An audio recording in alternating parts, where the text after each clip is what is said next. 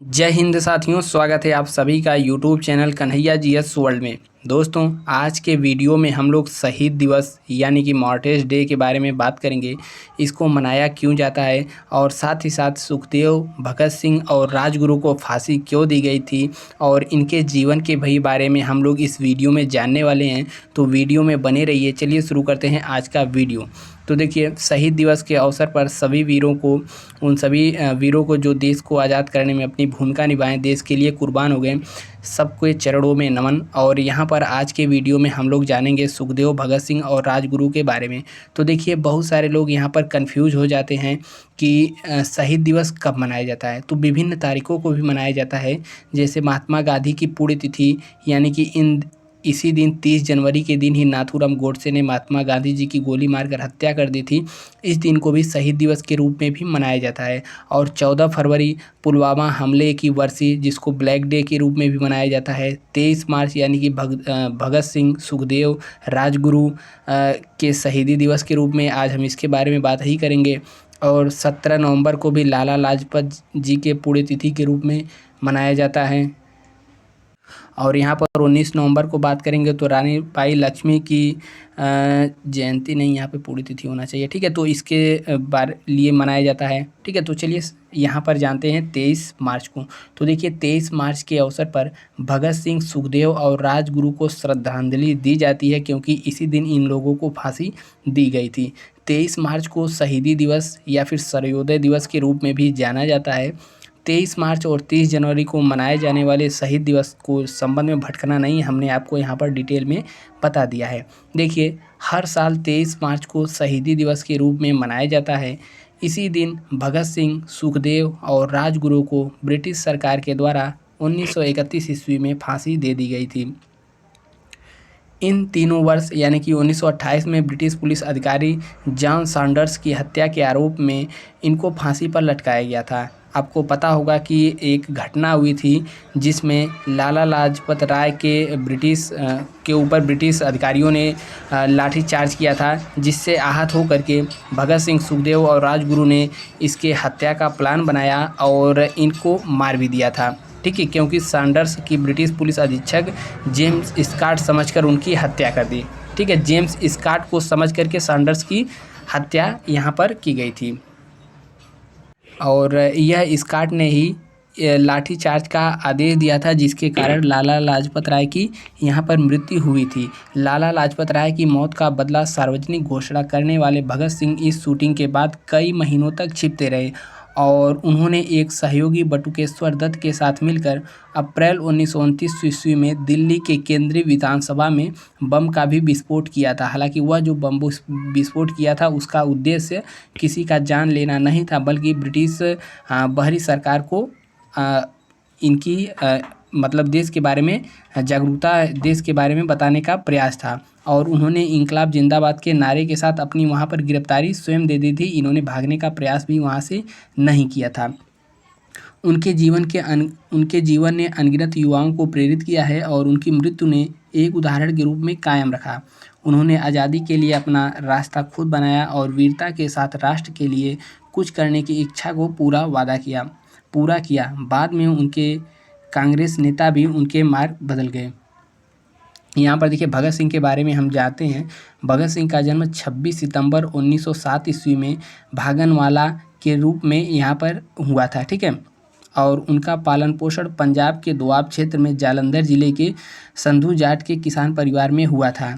ये एक ऐसी पीढ़ी से ताल्लुक़ रखते थे जो भारतीय राष्ट्रीय आंदोलन के निर्णायक चरणों में हस्तक्षेप करती थी। पहला लाला लाजपत राय यानी कि लाल बाल पाल के अतिवाद का चरण और दूसरा यहाँ पर गांधीवादी चरण के बारे में भी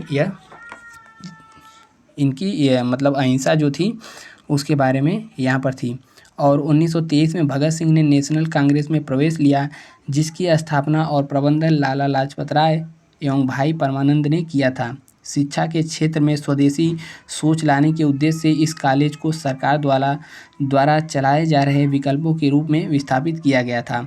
और 1924 ईस्वी में सचिंद्रनाथ सान्याल द्वारा एक साल पहले शुरू किए गए HSRA यानी कि हिंदुस्तान रिपब्लिक एसोसिएशन के सदस्य बने थे और संघ के प्रमुख जो सदस्य थे चंद्रशेखर आज़ाद थे और भगत सिंह उनके बेहद करीब थे। हिंदुस्तान रिपब्लिक एसोसिएशन के सदस्य के रूप में भगत सिंह ने बम दर्शक यानी कि बम का दर्शन ग्रेविटास में लेना शुरू किया था और ब्रिटिश साम्राज्य के खिलाफ सशस्त्र क्रांति का भगत सिंह जो थे एकमात्र हथियार ही मानते थे कि इसी से ब्रिटिश शासक के खिलाफ कार्रवाई की जा सकती है। इसके बाद 1925 ईस्वी में भगत सिंह लाहौर लौटे और अगले 1 साल के भीतर उन्होंने अपने साथियों के साथ मिलकर के नौजवान सभा की स्थापना की, जो कि एक तरीके से कह सकते हैं खून का बदला खून लेने वाला एक तरीके से उग्रवादी किस्म का संगठन था।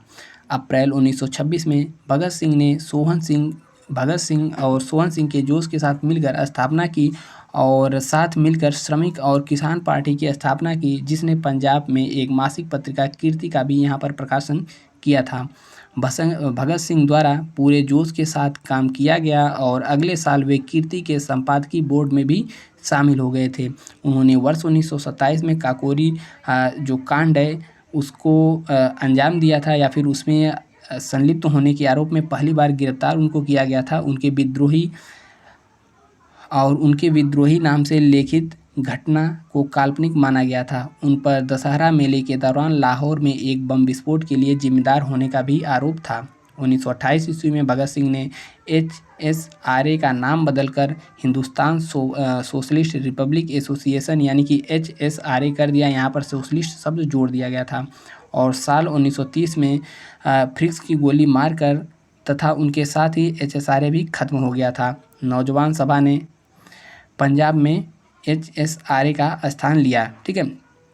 और इसके बाद यहाँ पर बात करें तो जेल के समय उनके कैद होने के लिए रहने से बेहतर स्थिति मांगते हुए कानूनी विरोध प्रदर्शन करते हुए बीता। वे जनता की सहानुभूति प्राप्त किए, खास तब वे साथी अभियुक्त जतिन के साथ मिलकर भूख हड़ताल में भी शामिल हुए थे और जतिन दास जो थे इनकी भूख हड़ताल के कारण और काफ़ी दिनों के भूख हड़ताल के कारण इनकी जेल में ही मृत्यु हो गई थी।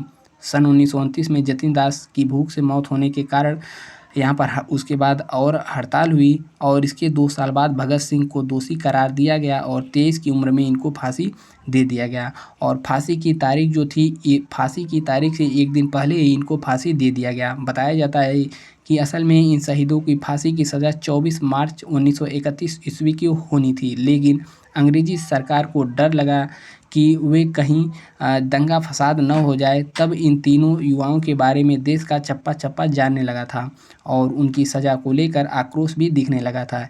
यही कारण है कि तीनों को 1 दिन पहले बगैर किसी खबर के रातों रात फांसी पर चढ़ा दिया गया और उसके बाद जा कर के यह जानकारी जेल से बाहर निकली थी।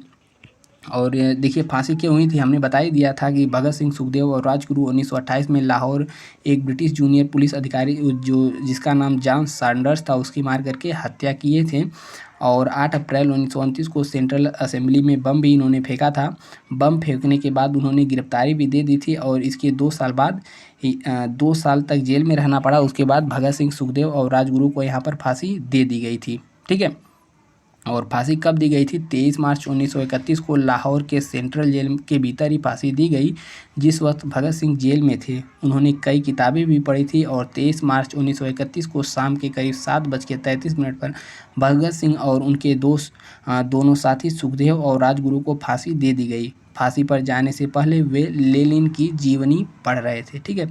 तो आपने भगत सिंह, सुखदेव और राजगुरु के बारे में जाना, फांसी कब और कैसे लगी। तो उम्मीद करते हैं वीडियो आपको अच्छा लगा होगा। यदि वीडियो पसंद आया हो तो एक बार कमेंट में जय हिंद लिख देना है और सब्सक्राइब करके हमारे साथ जुड़ जाना है ताकि ऐसे ही और वीडियो की अपडेट आपको मिलती रहे। मिलते हैं फिर किसी नेक्स्ट वीडियो में, तब तक के लिए जय हिंद।